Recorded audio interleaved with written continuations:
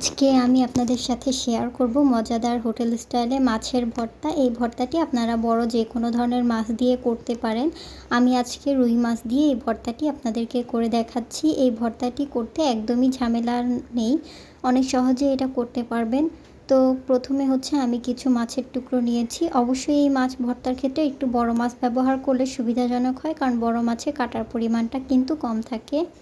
মাছগুলোকে ধুয়ে পরিষ্কার করে নিয়ে এতে হলুদ মরিচ এবং ধনিয়া গুঁড়া দিয়ে আমি মিক্স করে কিছুক্ষণ রেখে দেব।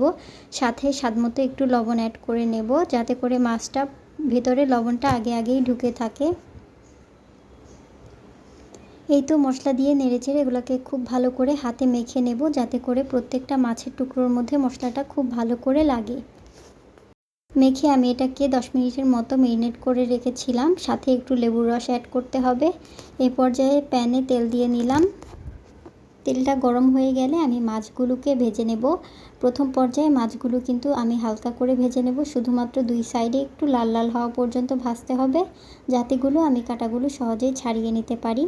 এখানে আপনারা একটি কাটার অংশ দেখতে পাচ্ছেন, আমি কিন্তু কাটা রাখবো না, আমি সম্পূর্ণটাই কিন্তু একদম কাটা ছাড়িয়ে নেব।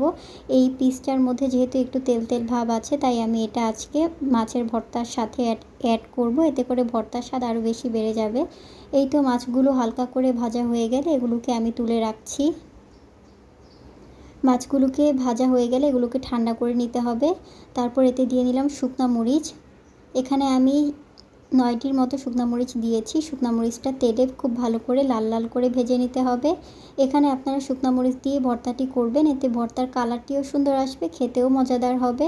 তারপর এতে দিয়ে নিলাম হচ্ছে একটি রসুন। আমি এখানে আস্ত একটি রসুন দিয়েছি এবং রসুনের কোয়াগুলোকে একটু কেটে নিয়েছি স্লাইস করে। রসুনটাও লাল লাল হওয়া পর্যন্ত ভাজতে হবে। তারপর এখানে আমি 5টি পেঁয়াজ দিয়েছি। পেঁয়াজগুলোকেও কিন্তু স্লাইস করে কেটে নিয়েছি। আর এখানে দেখতে পাচ্ছেন ছোট ছোট 3-4টি কাঁচামরিচ দিয়েছি। কাঁচামরিচটা শুধুমাত্র ফ্লেভারের জন্য অ্যাড করা হয়েছে, আপনারা এটা নাও দিতে পারেন, কোনো সমস্যা নেই। এই তো রসুন, পেঁয়াজ, কাঁচামরিচ লাল লাল হওয়া পর্যন্ত ভাজা হলে এগুলোকে আমি তুলে রাখবো। এগুলোকে এ পর্যায়ে অবশ্যই লাল লাল করে ভেজে নিতে হবে। আর আপনারা খেয়াল করলে দেখতে পারবেন আমি কিন্তু লবণ অ্যাড করিনি এগুলোতে, শুধুমাত্র মাছ ভাজার সময় লবণটা অ্যাড করে নিয়েছিলাম। এখন মাছটা ঠান্ডা হলে আমি হচ্ছে কাঁটাটা ছাড়িয়ে নিচ্ছি।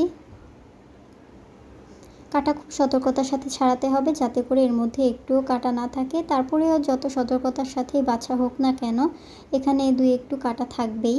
এই তো মাছগুলোর কাঁটা ছাড়িয়ে নিয়ে নিলাম।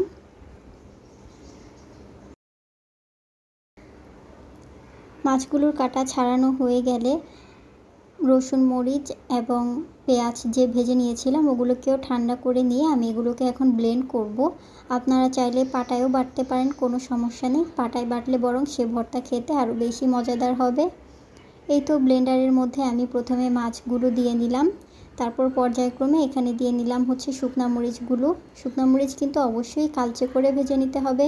তারপর এতে দিয়ে নিলাম পেঁয়াজ, রসুন এবং যে 2-3টি কাঁচামরিচ ভেজেছিলাম সেগুলো। এই পর্যায়ে এটাকে খুব ভালো করে ব্লেন্ড করে নিতে হবে, যাতে করে একদম মিহি হয়ে যায়। পাটায় বাটার ক্ষেত্রে অবশ্যই মিহি হবে না, তাই একটু ব্লেন্ড করে নিলেই ভালো হয়। এই তো এগুলো ভালো করে ব্লেন্ড করা হয়ে গেলে একটা পাত্রে আমি তুলে রাখলাম। আপনাদের সাথে একটু দেখিয়ে নিলাম কি পরিমাণ মিহি হয়েছিল ভর্তাটা। আমার ভর্তা কিন্তু এখনও কমপ্লিট হয়নি। তারপর এখন একটি প্যানে তেল দিয়ে নিয়েছি। এই পর্যায়ে তেলটা একটু বেশি করে দিয়ে নিলাম। তারপর এতে হচ্ছে আমি এই ব্লেন্ড করে রাখা মাছের যে ভর্তাটা ছিল সেটা এই তেলের মধ্যে ছেড়ে দেব। এই তেলের মধ্যে দিয়ে ভর্তাটা অনেক সময় নিয়ে লাল লাল করে ভেজে নিতে হবে। অবশ্যই একটু সময় নিয়ে ভাজতে হবে আর হিটটা একটু কমিয়ে ভাজতে হবে, তা না হলে মাছটা কিন্তু পাত্রের গায়ে লেগে যাবে আর সম্পূর্ণ মাছ ভাজা না হয়ে শুধুমাত্র একটু ভাজা ভাজা হয়ে যাবে। তাই হিটটা কমিয়ে দীর্ঘ সময় ভাজলেই ভালো হয়। এই তো এটাকে অনবরত নাড়তে নাড়তে আমি ভেজে নিচ্ছি। আমি কিন্তু 1 মিনিটের জন্য এটাকে নাড়া থামাইনি। তারপর এতে স্বাদমতো একটু লবণ অ্যাড করে নিলাম। যেহেতু লবণ অ্যাড করা হয়নি, শুধুমাত্র মাছে দেওয়া হয়েছিল, এখানে কিন্তু খুবই সামান্য পরিমাণ লবণ দেওয়া হয়েছে।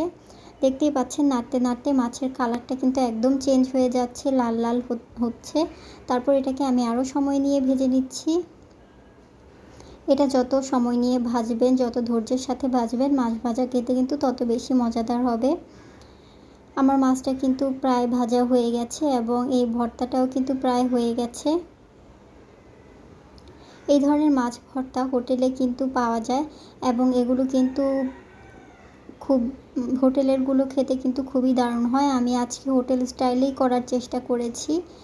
আপনারা আমার মতো ট্রাই করে দেখতে পারেন এই ধরনের মাছ ভর্তা। যেহেতু এগুলো করতে খুব বেশি সময় লাগে না, কিন্তু খেতে দারুণ মজাদার হয়। প্রতিদিনের খাবারের তালিকায় এরকম ভর্তা থাকলে ভাত আরও বেশি করে খাওয়া যায়। এই তো ফাইনালি ভর্তাটা হয়ে গেছে। এখন এগুলোকে আমি হোটেল স্টাইলে একটু গোল গোল করে নেব। আপনারা চাইলে এরকম করে রাখতে পারেন। যেহেতু মাছ ভর্তা, তাই হোটেল স্টাইলে যদি গোল গোল না করি সেক্ষেত্রে কেমন দেখা যায়। এই তো রেসিপিটি কেমন লাগলো কমেন্ট করে জানাবেন। আর ভালো লাগলে অবশ্যই ট্রাই করবেন। চ্যানেলটি সাবস্ক্রাইব করে রাখতে পারেন ভবিষ্যতের জন্য। সবাইকে ধন্যবাদ।